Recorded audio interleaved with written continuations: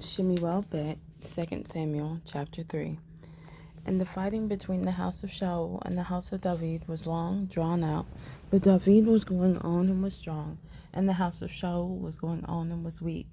And sons were born to David in Hebron, and his firstborn was Amnon by Ahinoam the Israelitess, and his second Kilab by Abigail, the widow of Nabal the Carmelite, and the third Absalom, son of Maacah, the daughter of Talmai, sovereign of Geshur, and the fourth Adoniah, son of Haggith, and the fifth Shephatiah, son of Abital, and the sixth Yithream by David's wife Eglah. These were born to David in Hebron. And it came to be while there was fighting between the house of Shaul and the house of David, that Abner was strengthening himself in the house of Shaul. And Shaul had a concubine whose name was Rizpah, daughter of Aiah. And Ishbosheth said to Abner, "Why have you gone in to my father's concubine?" And Abner was very displeased at the words of Ishbosheth, and said, "Am I a dog's head that belongs to Yehudah, that I show loving commitment to the house of Shaul your father, to his brothers, and to his friends today, and have not let you fall into the hand of David, that you charge me today with the sin concerning this woman?" Elohim does so to Abner, and more also, if I do not do for David as Yah has sworn to me, to cause the reign to pass over from the house of Shaul, and to raise up the throne of David over Israel and over Yehudah, from Dan to Beersheba. And he was unable to answer Abner another word, because he feared him. And Abner sent messengers on his behalf to David, saying, "Whose is the land?" saying also, "Make your covenant with me, and see, my hand is with you to bring all Israel to you." And David said, "Good, I make a covenant with you. Only one matter I am asking of you. You do not see my face unless you first bring Michal, daughter of Shaul, when you come to see my face." David then sent messengers to Ishbosheth, son of Shaul, saying, "Give me my wife Michal, to whom I became engaged for 100 foreskins of the Philistines." And Ishbosheth sent and took her from her husband, from Paltiel, son of Laish. But her husband went with her to Bahurim, going on and weeping behind her. And Abner said to him, "Go, turn back." And he turned back. And Abner had a word with the elders of Israel, saying, "In time past you were seeking for David to be sovereign over you, and now do it. For Yah has spoken of David, saying, By the hand of my servant David, I saved my people Israel from the hand of the Philistines and the hand of all their enemies." And Abner also spoke in the hearing of Benjamin.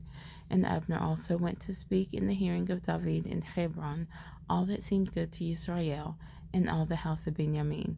And Abner and 20 men with him came to David at Hebron, and David made a feast for Abner and the men who were with him. And Abner said to David, "Let me arise and go and gather all Israel to my master the sovereign, and let them make a covenant with you, and you shall reign over all that your being desires." And David sent Abner away, and he went in peace. And see, the servants of David and Joab came from a raid, and brought much spoil with them. But Abner was not with David in Hebron, for he had sent him away, and he had gone in peace.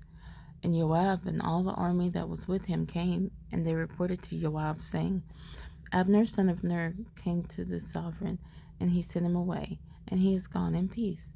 And Joab went to the sovereign and said, "What have you done? See, Abner has come to you. Why is it that you sent him away, and he is already gone? You know that Abner son of Ner came to deceive you, to know your going out and your coming in, and to know all that you are doing." Joab then left David, and he sent messengers after Abner, who brought him back from the well of Sirah, but David did not know it. Thus Abner returned to Hebron, and Joab took him aside in the gate to speak with him privately, and there struck him in the stomach, so that he died for the blood of Asael, his brother. And when David heard it afterwards, he said, "My reign and I are guiltless before Yah forever of the blood of Abner, son of Ner. Let it rest on the head of Joab and on all his father's house, and let there never fail to be in the house of Joab one who has a discharge, or is a leper, or who is taking hold of a staff, or falls by the sword, or who lacks bread." And so Joab and Abishai his brother killed Abner, because he had killed their brother Asahel at Gibeon in the battle. And David said to Joab and to all the people who were with him, "Tear your garments, gird yourselves with sackcloth, and mourn for Abner." And sovereign David followed the coffin. And they buried Abner in Hebron. And the sovereign lifted up his voice and wept at the burial side of Abner, and all the people wept. And the sovereign sang a lament over Abner and said, "Should Abner die as a fool dies? Your hands were not bound, nor your feet put into shackles. As one falls before sons of evil, so you fell." And all the people wept over him again. And all the people came to cause David to eat food while it was still day. But David swore, saying, "Elohim do so to me, and more also, if I taste bread or whatever else till the sun goes down." And all the people took note of it, and it was good in their eyes, since whatever the sovereign did was good in the eyes of all the people.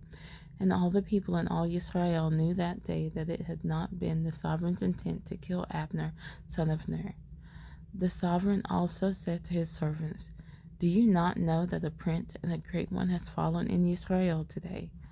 And I am weak today, though anointed sovereign. And these men, the sons of Zeruiah, are too harsh for me. Let Yah repay the evildoer according to his evil."